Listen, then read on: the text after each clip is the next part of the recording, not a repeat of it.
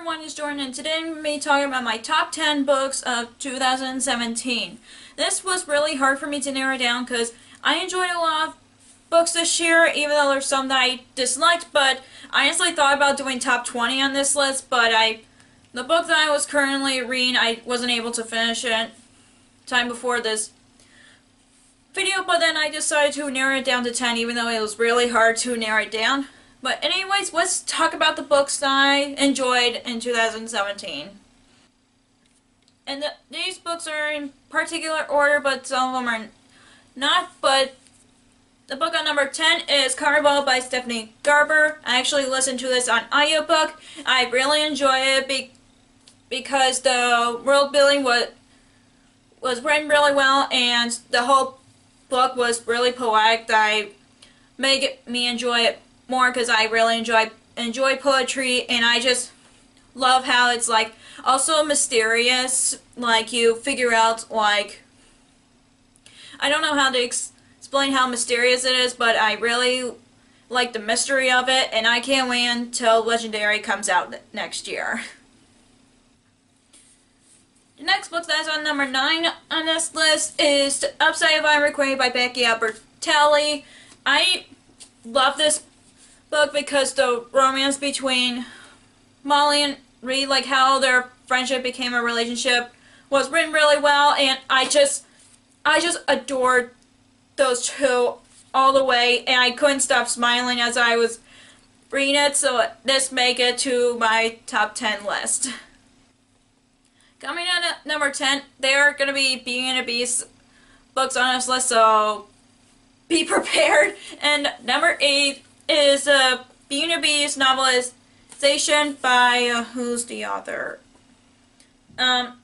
Elizabeth Rotnick, and I know this is a novelization of the live-action movie of Beauty and the Beast, but I enjoyed it still because it makes me watch the movie again as I was reading it, and I just love Beauty and the Beast, and I love the live-action movie, and I'm just glad I have this on this list, even though it's technically, like I said, novelization of the live-action movie of Disney's Beauty and the Beast, but I just love Beauty and the Beast so much.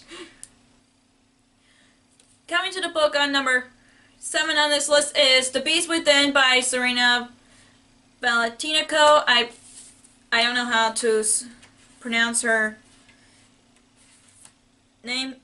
Valentino. Yeah, that's right. This is a retelling of Beauty and the Beast, but with the Beast perspective. I have not read other books in the Disney villain series. I don't know what the series is called, but I know there's one for the Evil Queen, Ursula, and Maleficent, which just came out this year, and I really enjoyed it. I read this for a couple of hours after I was coming back from Florida with my family because I bought this at Disney, but I just could not put it down because like I said, I love Beauty and the Beast, and I just love that there's a story like behind it, even though like you want to know what the Beast perspective of the story, and I just love it so much that I'm like, I just love the Beast from Beauty and the Beast. I mean, I love all the characters from Beauty and the Beast, so this and along with other Beauty and the Beast books that I've read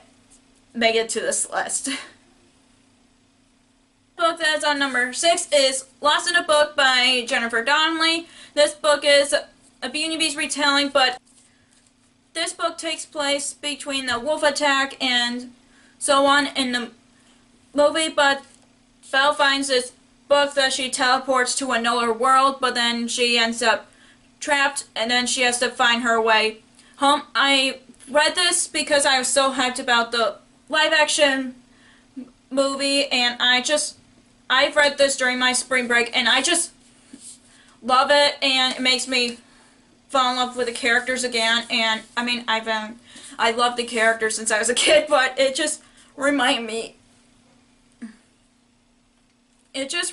how much I love being a Beast character, especially Belle, and you get different perspectives in this book too, not just Belle, so I just love this book so much, and look at this cover. It's so gorgeous. This was a cover buy for me, but I read it like right after, like 2 months after I bought it, and I love it. That's another reason why it's on my top list. Coming to number 5 is Pride and Prejudice by Jane Austen. I was actually surprised. I loved the book. I had to read this for class, but I ended up loving it, and it just reminded me how much I love it. As I was reading it, I was expecting to hate it because so many people have recommended it to me, and I thought I was not going to like it because I didn't understand what the book's about, whether it's the romance or something, but I end up loving it, and it's like, it just blew my mind on like the whole situation in the books and the romance between Mr. Darcy and Elizabeth. Oh my gosh, it just as I was reading it, it just made me think of how much I love the Nicholas Sparks books. I know those two are two different things, but I end up loving Pride and Prejudice, so it still surprised me to this day, and that's why it's on number 5 on this list.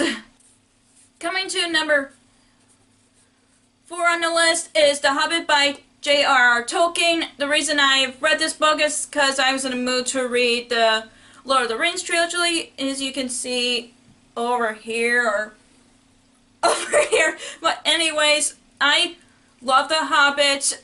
I know I had trouble reading through it because of school, but I'm glad that I didn't give up on it. I just love Bilbo and the dwarves and Gandalf in this book, and I love how their adventures became more interesting and fun, even though parts of it is dangerous. But I just love how Bilbo encouraged himself to come out of his shell and go on adventures with these people, and that's why it's on top 5 of my list. Coming to number 3 is Murder on the Orient Express by Agatha Christie.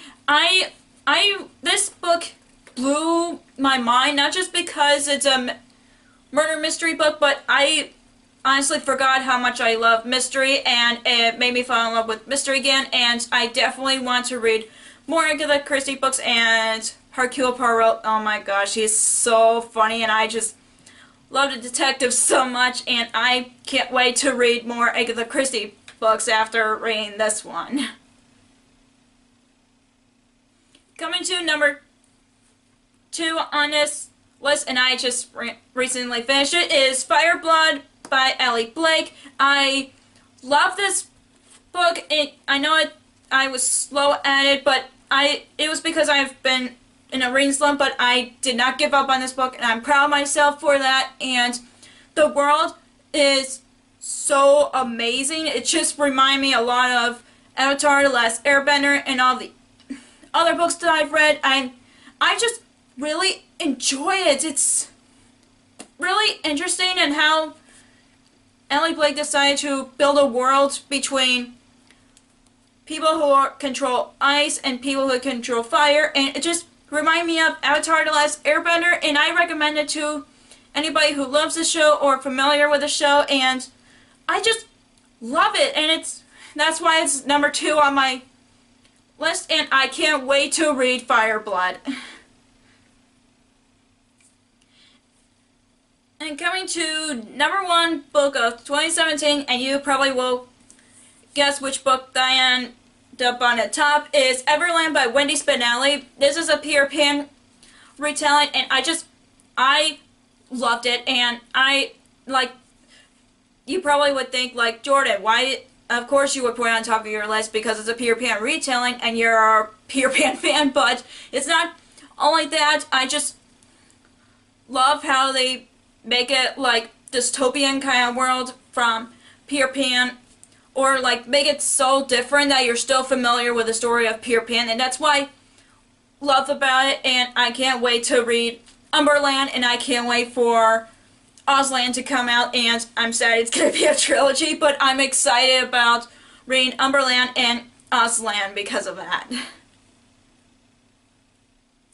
So that is all of my top 10 books of 2017. I can't believe it's ending so fast. I feel like time has gone really fast this year, and if you enjoyed this video, give us a thumbs up and comment down below some of your top favorites of 2017 and recommend them to me, because I'm planning on making a top what books I should read for next year, like top 12 or something, but I'll figure it out later, and I will post that as soon as I can. And if you enjoy my channel, hit subscribe if you haven't already, and if you want to follow me on social media, I have Facebook under The Lost Reader, and Twitter and Instagram under The Lost Reader 19. Thank you so much for watching, and I'll see you in my next video. Bye!